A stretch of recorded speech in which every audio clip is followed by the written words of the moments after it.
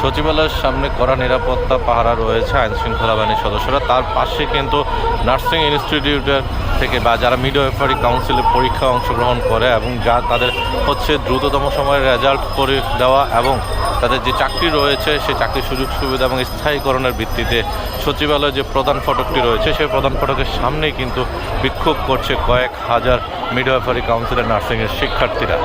আমরা আপনাদেরকে সচিবালয়ের সামনে থেকে সর্বশেষ অবস্থা দেখানোর চেষ্টা করছিলাম। তবে সচিবালয়ের সামনে পুরো জায়গাটা কিন্তু আইনশৃঙ্খলা বাহিনীর সদস্যরা কঠোর অবস্থান নিয়েছে এবং রয়েছে বাংলাদেশ সেনাবাহিনীর সদস্যরাও এবং কঠোর নিরাপত্তা ব্যবস্থা, এবং তার পাশে রয়েছে সাধারণ শিক্ষার্থীরা কিন্তু এর মধ্যে আন্দোলন কর্মসূচি অব্যাহত রেখেছে এবং তারা তাদের এই কর্মসূচি বাস্তবায়নের জন্য এখানে অবস্থান করবে এবং তারা তাদের দাবি আদায় না হওয়া পর্যন্ত রাজপথ ছাড়বে না, এমনটাই ঘোষণা দিয়েছে নার্সিং কাউন্সিলর যারা নার্সিংয়ের